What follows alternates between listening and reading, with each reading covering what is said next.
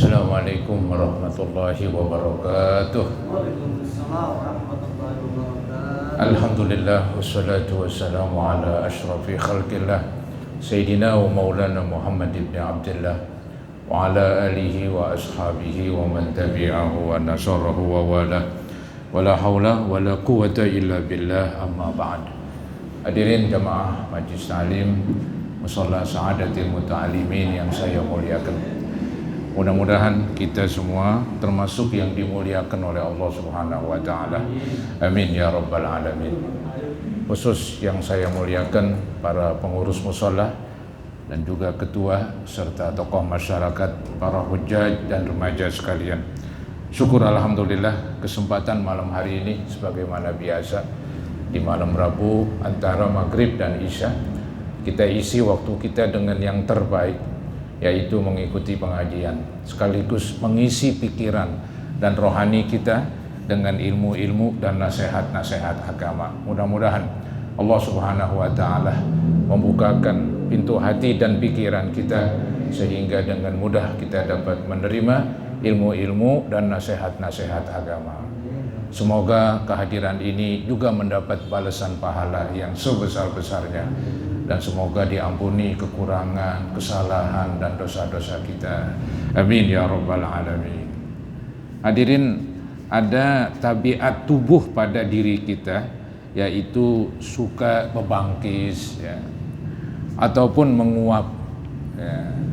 Ini wajarlah yang namanya manusia. Agama memberikan semacam tata cara dan tata krama bagaimana ketika kita berbangkis ya. Maka disunatkanlah membaca alhamdulillah gitu. Nah, entar yang mendengar saudara-saudara disunatkan lagi, yaitu mendoakan yarhamukallah. Itulah tata kramanya ya di dalam berbangkis. Memang bangkis ini kan macam-macam. Ada berbangkis karena memang ya pilek, itu lain lagi memang.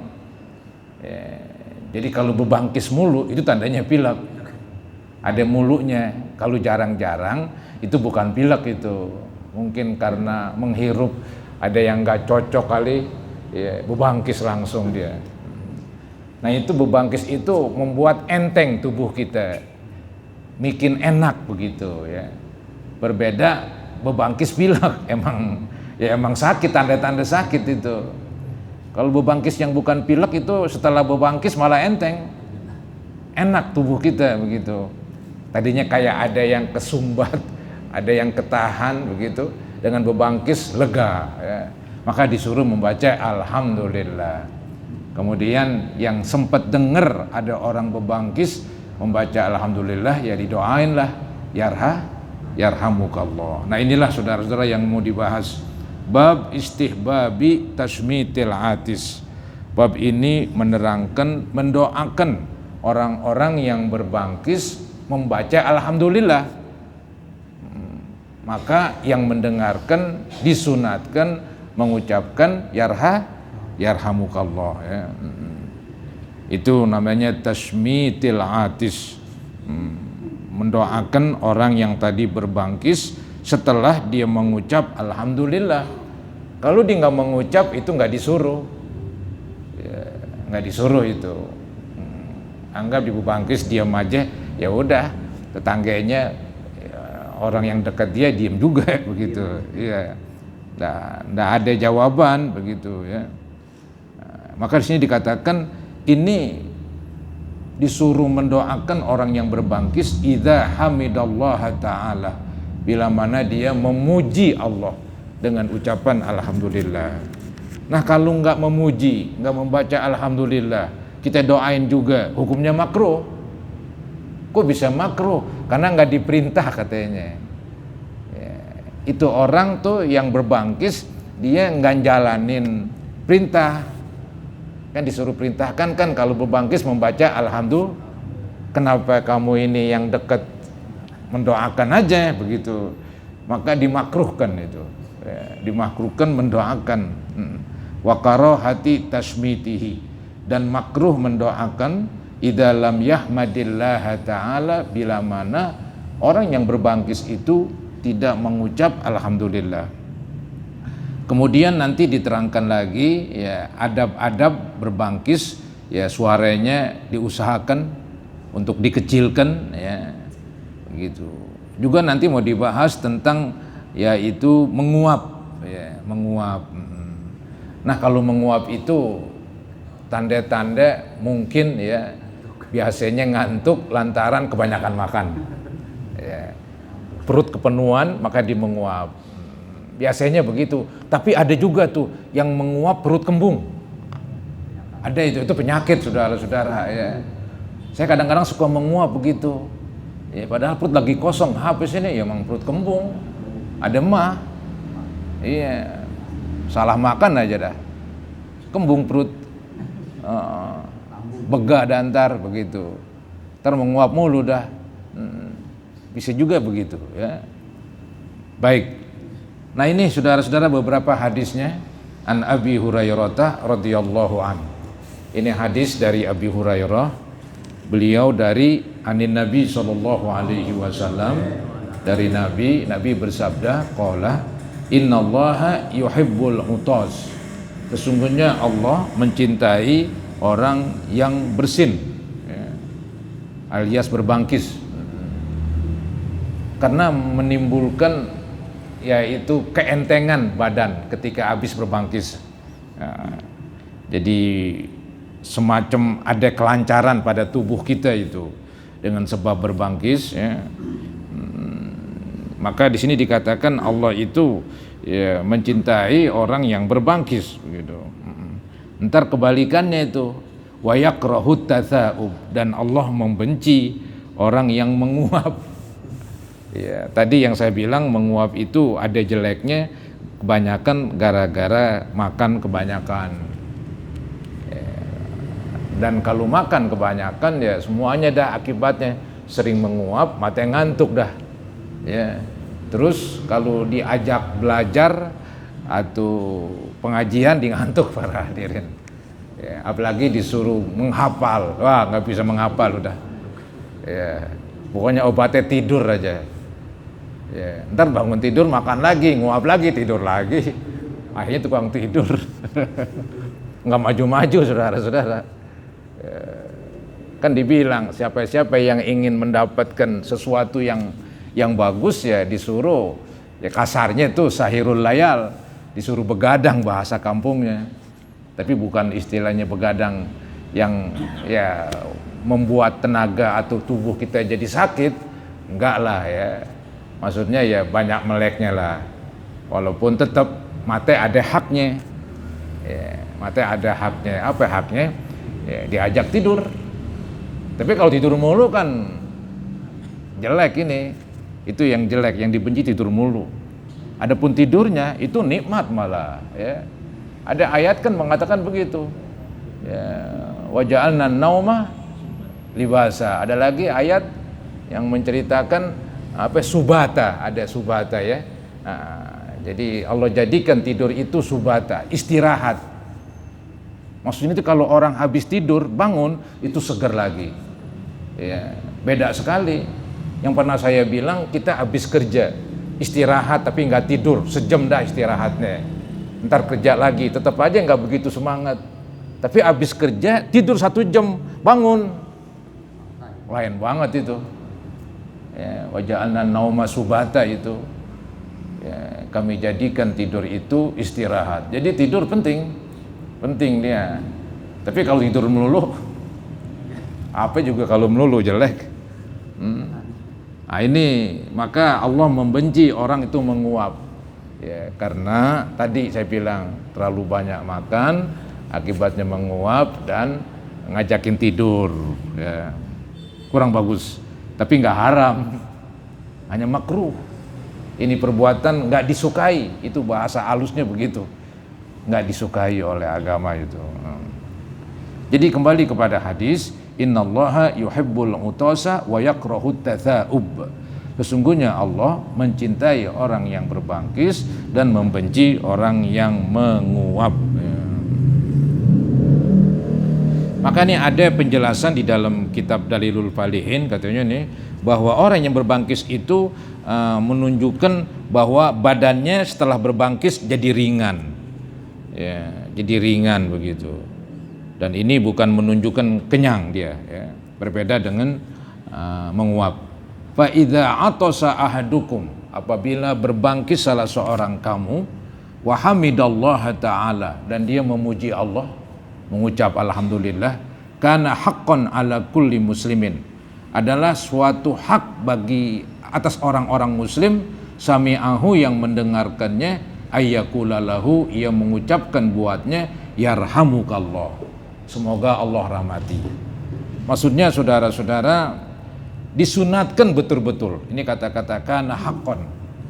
Ya, ini dalam penjelasannya itu kana haqqan artinya sunnatan muta'akkidatan, adalah dianjurkan betul-betul. Jadi nggak wajib sih, nggak wajib ketika orang berbangkis mengucap alhamdulillah, itu kan sunat.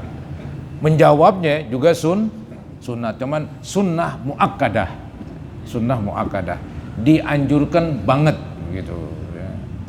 Jadi dianjurkan banget atas setiap orang muslim yang mendengarkan tadi orang yang berbangkis dan mengucap alhamdulillah, disunatkan banget ayyakula lahu, ia mengucapkan, yaitu mendoakan yang berbunyi yarhamukallah, semoga Allah rahmati engkau. Ya. Itu keren sekali saudara-saudara, ya. Didoain kan bagus. Kan paling enak hidup didoain. Emang enak kalau disumpahin? Hidup disumpahin nggak enak, ya. Yang enak hidup didoakan. Maka supaya didoain ente ya begitu, kalau berbangkis membaca alhamdulillah, dapat doa itu, ya. Kemudian wa ammat tasa'ub, adapun menguap, fa innama huwa minasyaiton, menguap itu dari setan katanya, untuk menggambarkan tuh menguap negatif, jelek, ya, yang tadi saya bilang itu, ya.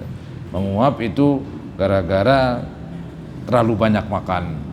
Akibatnya males ibadah, males kegiatan, otak pun juga males, ya, otaknya juga males, karena tadi menguap mulu lantaran terlalu banyak makan. Maka disebutlah di dalam agama ini gambarannya, adapun menguap itu fa innama huwa minasyaiton, maka hanya saja itu termasuk dari setan katanya. Nah, untuk itulah fa idza tasa'aba ahadukum, apabila menguap salah seorang kamu, falyaruddahu mastata'a, hendaklah mengembalikan tangannya sebisa-bisanya, ya. Maksudnya tangannya menutup mulutnya atau mulutnya dirapetin, ya, agak repot memang.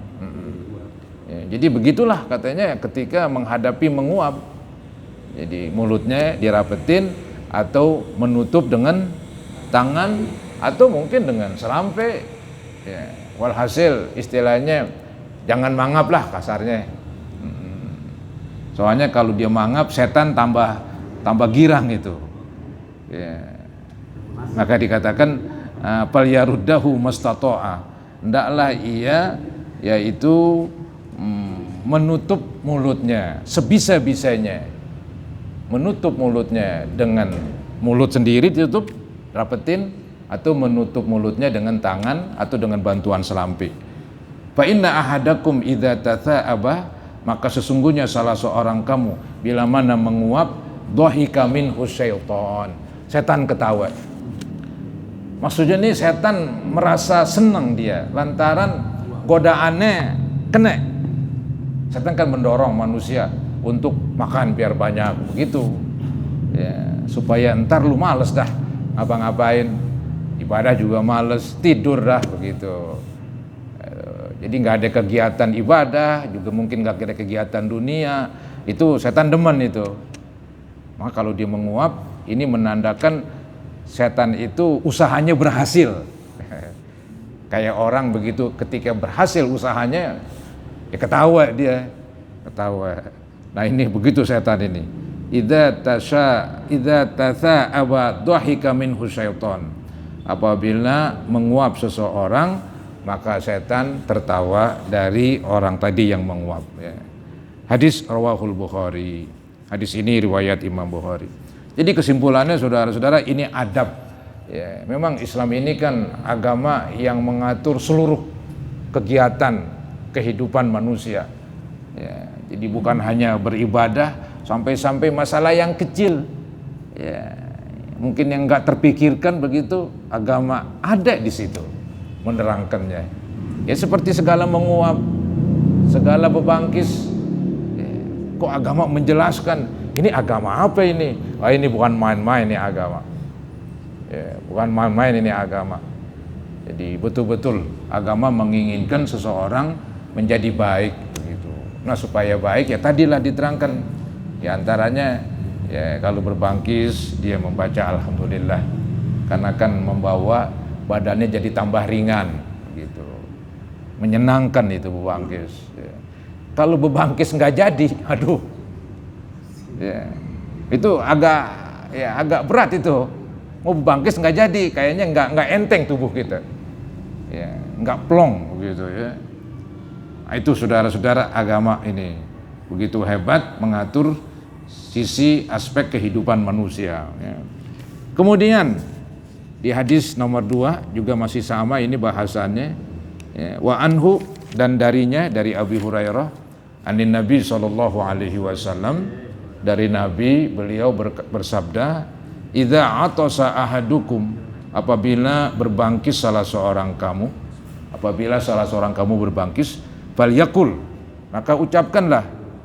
Ini kata-kata mengucapkan apakah dalam hati aja, kan begitu.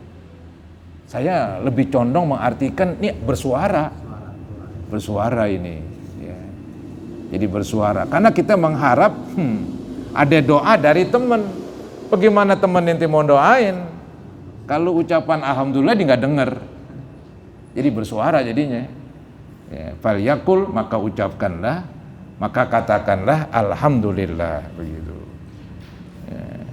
Kemudian wal yakul lahu akhuhu aw sahibuh, dan hendaklah berkata ya saudara atau temannya kepada yang berbangkis yang tadi membaca alhamdulillah. Hendaklah dia berkata yarhamukallah, semoga Allah rahmati engkau. Ya. Kemudian ketika dia didoain, habis berbangkis dan alhamdulillah didoain, maka balas lagi doanya. Itu. Maka dikatakan fa idza qala lahu yarhamukallah. Apabila teman kamu atau sahabat kamu mendoakan kamu dengan ucapan yarhamukallah, yang artinya semoga Allah rahmati engkau, maka balas lagi. Falyakul yahdikumullah wa yuslihu balakum. Ya. Yahdikumullah, semoga Allah tunjuki kamu. Saya lebih condong mengartikan yahdikumullah, semoga Allah beri taufik kepada kamu. Ya. Kan kata-kata hidayat itu ada dua arti itu yang nampak sekali. Pertama hidayat, ya petunjuk. Dengan kita masuk Islam, kita udah ambil tuh petunjuk dari Allah.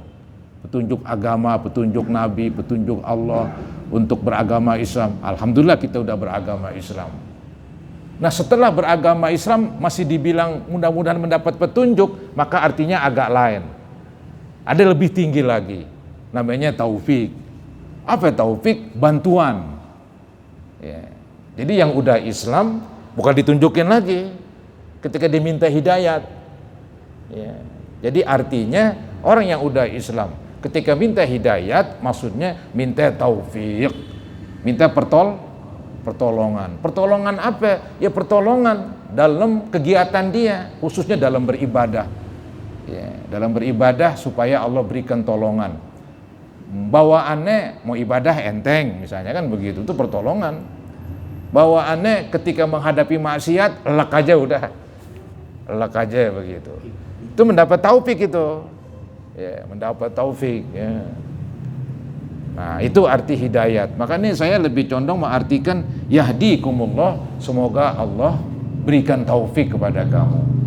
Kan sering kan tuh dalam orang berceramah wabillahi taufik. Itu dia. Ketika yang berbicara orang Islam, hidayah di sini artinya taufik. Ya. Hidayah ini artinya taufik ya. Begitu. Kemudian lanjutan doanya setelah yahdikumullah wa yuslihu balakum. Ya, Dan mudah-mudahan Allah perbaiki balakum, artinya halakum wa khatirakum, keadaan kamu dan hati kamu. Ya, mudah-mudahan keadaan kamu Allah perbaiki, mudah-mudahan hati kamu Allah perbaiki. Keren sekali isinya ini, didoain yang bagus-bagus. Ya, ketika dia istilahnya doain orang yarhamukallah, maka yang mengucap yarhamukallah dibales. Doa dibales dengan doa. Wah, itu jempol itu. Ya, doa dibales dengan doa, ya. Istilahnya saling mendoakan. Yahdikumullah wa yuslihu balakum. Ya, semoga Allah beri taufik kepada kamu dan semoga Allah perbaiki keadaan dan hati kamu. Hati ini kan perlu diperbaiki, ya. Jadi bukan saja badan kita perbaikin, kita rapiin, ya, rambut kita sisir begitu, ya, muka pun kita bersihkan, kita mandiin di tubuh. Nah, itu kan kita memperbaiki badan kita. Tapi juga hati pun diperbaiki, yaitu menghilangkan sifat-sifat yang tercela, kemudian menanam sifat-sifat yang terpuji. Itu namanya memperbaiki hati. Ya, wa yuslihu balakum. Mudah-mudahan Allah perbaiki keadaan dan hati kamu.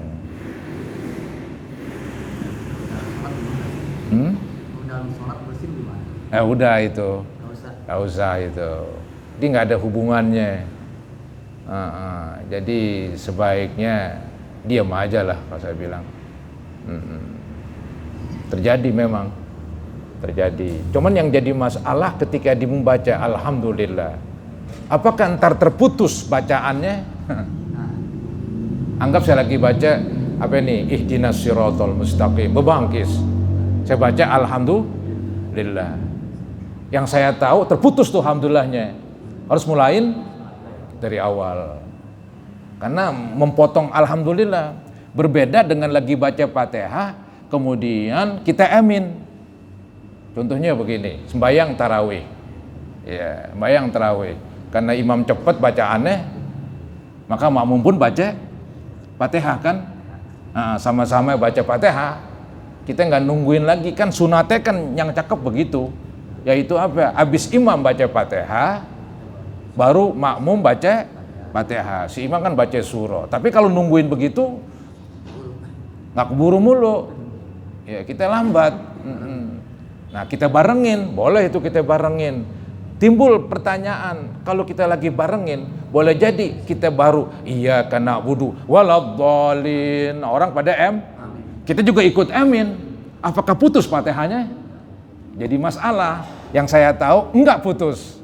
Karena amin bagian dari Fatihah. Amin bagian daripada Fatihah itu, ya. Ini alhamdulillah walaupun dia bagian daripada Fatihah juga dia bukan bagian dari sembahyang dia. Kalau amin memang bagian daripada Fatihah dan bagian dari sembahyang. Nampaknya begitu, cuman saya agak lupa. Ya, agak lupa. Ya. Baik, jadi kesimpulannya tadi di hadis nomor 2 itu menerangkan bahwa seseorang yang berbangkis disuruh membaca alhamdulillah, ya, kemudian didoakan oleh temannya yarhamukallah, kemudian dia si teman yang tadi membaca yarhamukallah dibalas dengan yahdikumullah wa yuslihu balakum. Baik, nomor 3 wa an Abi Musa radhiyallahu anhu qala sami'tu Rasulullah sallallahu alaihi wasallam yaqul, saya mendengar Nabi bersabda, kata Abi Musa, idza atasa ahadukum, apabila salah seorang kamu berbangkis, fahamidallah, kemudian dia membaca alhamdulillah, fasammituhu, maka doakan, ya, dengan doa yarhamukallah itu. Fa illam yahmadillah, apabila yang berbangkis enggak membaca alhamdulillah, fala tusammitu, maka jangan doain. Ya. Ente doain juga, makruh lu ngelawan Nabi. Ya. Orang bilang jangan doain, kan ada larangan. Kata Nabi, kalau dia berbangkis nggak baca alhamdulillah, jangan doain. ente doain, makruh, melawan. Kan bagus doain, betul doa itu bagus. Tapi di sini dalam hal ini dia harus sepadan begitu, harus seimbang. Kudunya yang berbangkis baca alhamdulillah dulu, biar supaya dia dapat hak, dapat hak doain. Nah, karena nggak baca alhamdulillah, nggak dapat hak untuk didoain. Malah justru jangan doakan, didoakan jadi makruh. Bisa begitu saudara-saudara ya. Didoakan malah makruh. Padahal secara logika kita doa itu bagus. Ya, cuman kan doa yarhamukallah kan diikat. Ya, terikat dia dengan doa alhamdulillah. Ini satu kesatuan begitu. Ketika ini alhamdulillah nggak dibaca ya ini rontok. Ya, begitu. Baik. Ya. Hadis rawahu Muslim. Kemudian dilanjutannya ini ada nih dua orang di masa Nabi ya. Yang satu Nabi doain, yang satu enggak didoain. Maka dia bertanya, ya tadi tuh jawabannya. Yang satu didoain karena habis berbangkis baca yang satu enggak didoain karena habis berbangkis diem aja begitu. Ya, ini nomor 4. Wa an Anasin radhiyallahu an. Hadis dari Anas. Berkata Anas, atosa rajulani, ada dua orang berbangkis katanya indan Nabi SAW, di sisi Nabi, dekat Nabi. Ya Nabi dengar kan, Nabi dengar begitu. Fasammata ahadahuma walam yusammitil akhar, maka Nabi mendoakan yang satu, tidak mendoakan yang lain. Langsung dijelaskan akhirnya ini, Nabi mendoakan yang satu tapi tidak mendoakan yang lain. Maka faqala alladzi lam yusammithu, maka berkatalah orang yang enggak didoain sama Nabi. Diiri dia. Wahai Nabi, kok saya enggak didoakan begitu. Si fulan tuh tadi didoain. Nah, dia belum mengerti nih orang. Belum mengerti kalau habis berbangkis baca alhamdulillah supaya didoain oleh temannya. Nah, di sini kan dekat Nabi, Nabi doain. Ya. Maka dia bertanya, kok dia berbangkis didoain, saya berbangkis nggak didoain. Dia nggak menyadari itu ada perbedaan. Ya. Maka Nabi jawab, atosa fulanun fasammatahu ya, wa atastu falam tusammitni. Ini masih omongan tadi tuh orang yang nggak didoain katanya. Si fulan berbangkis, maka engkau doakan. Saya berbangkis, engkau tidak doakan. Faqala, Nabi menjawab, hadza hamidallah. Ini nih yang tadi saya doain, dia memuji Allah. Wa innaka lam tahmadillah. Sedangkan engkau tidak memuji Allah, maka saya enggak doakan begitu. Nampaknya orang tersebut mungkin belum mengerti. Dari situlah dapat pelajaran dia. Dapat pelajaran. Oh begitu ya. Jadi memang dari peristiwa-peristiwa itu ada pelajaran-pelajaran. Peristiwa-peristiwa yang timbul di masa Nabi. Ya, kadang-kadang ada orang Badui bertanya, ya, orang Badui bertanya begitu kepada Nabi, sahabat dengerin, dapat ilmu begitu. Bahkan yang lebih aneh lagi, pernah katanya Jibril datang ya, kepada Nabi berupa orang, ya, bertanya kepada Nabi, apa itu Islam? Nabi jawab demikian, demikian, demikian. Apa itu iman? Nabi jawab demikian, demikian, demikian. Apa itu ihsan? Nabi jawab juga begitu. Ya. Kemudian setelah itu orang pulang, baru Nabi bilangin, tahukah kamu? Tadi itu malaikat datang berupa orang, nanya iman, nanya Islam, nanya ihsan.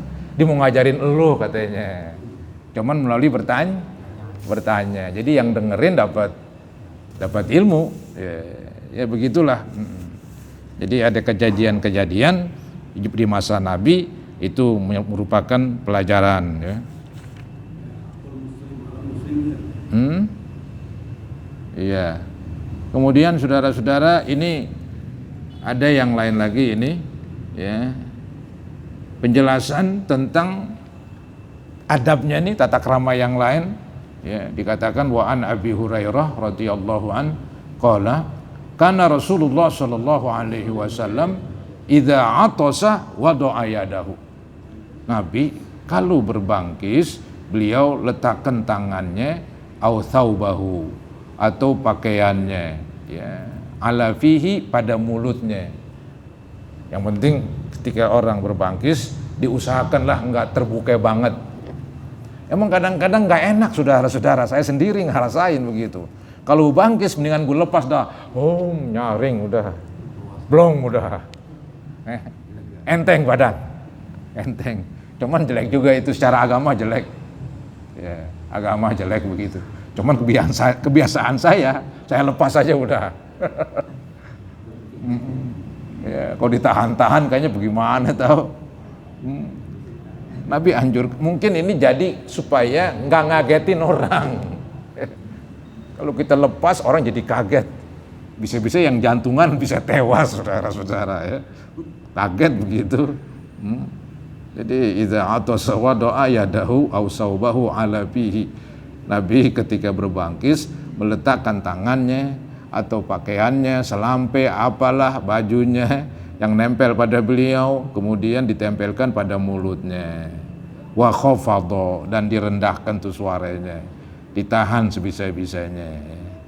Au ghadda biha sautahu, atau direndahkan suaranya. Sakkar rawi. Rawahu Abu Daud wa Tirmizi wa qala hadisun hasanun sahih. Itu adab lain itu ya, di samping tadi adabnya ketika berbangkis baca alhamdulillah ya, yang mendengar disuruh mendoakan lagi dan seterusnya.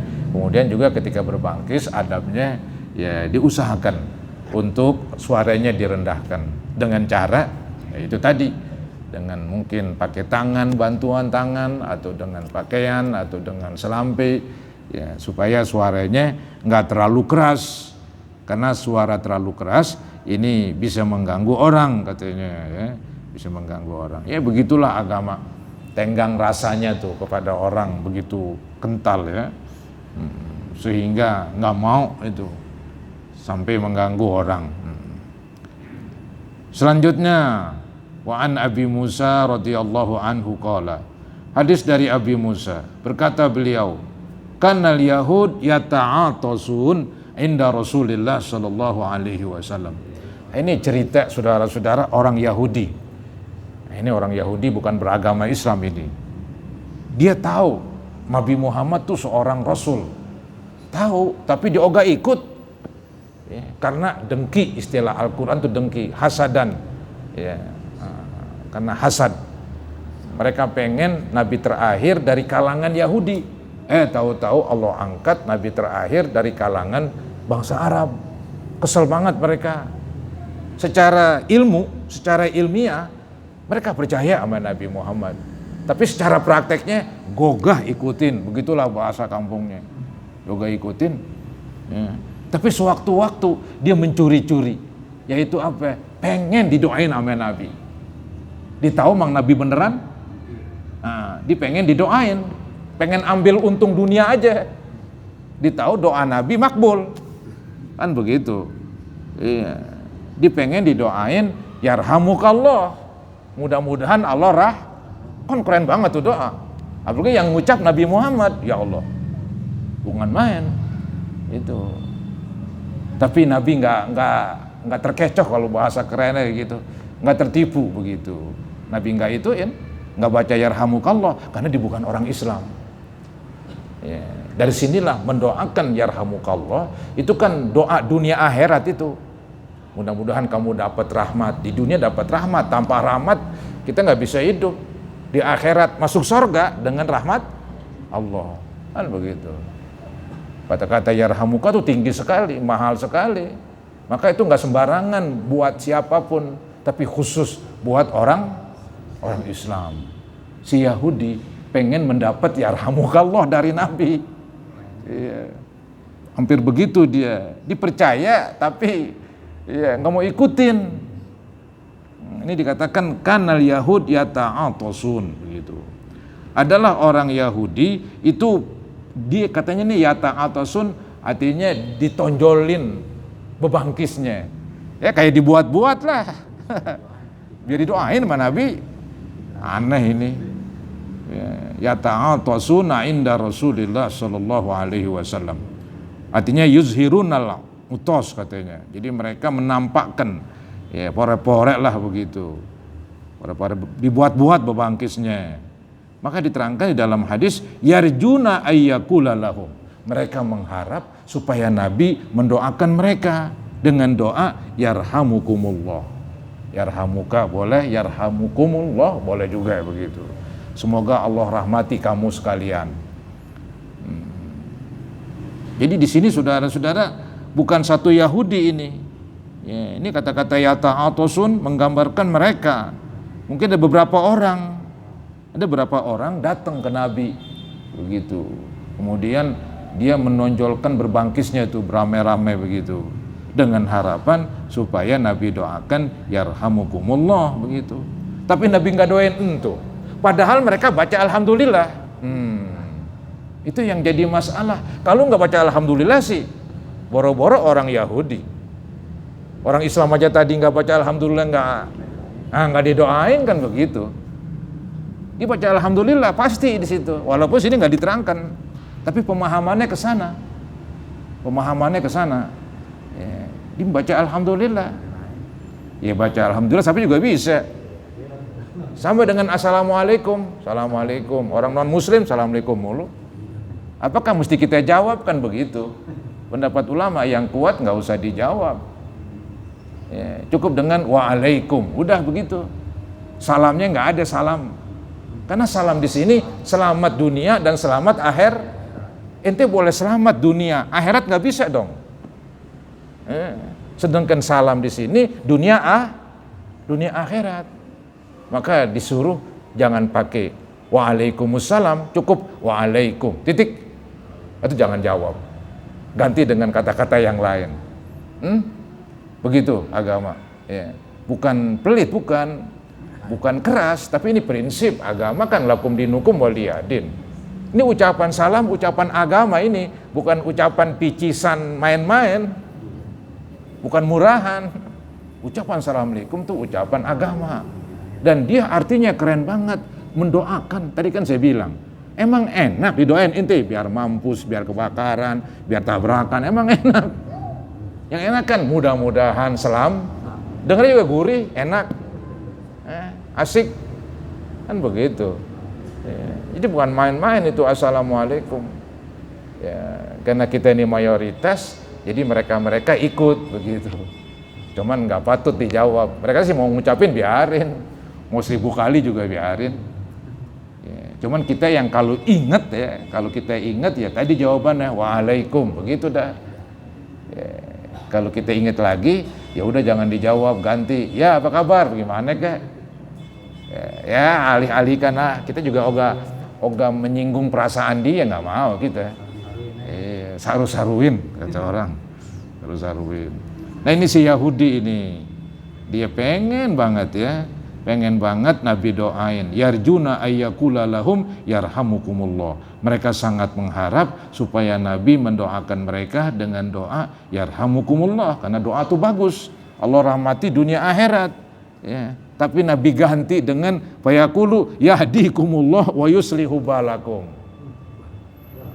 Mudah-mudahan Allah tunjukin kamu. Nah ini pas itu ditunjukin supaya ngikutin petunjuk Allah, petunjuk Nabi, petunjuk agama Islam.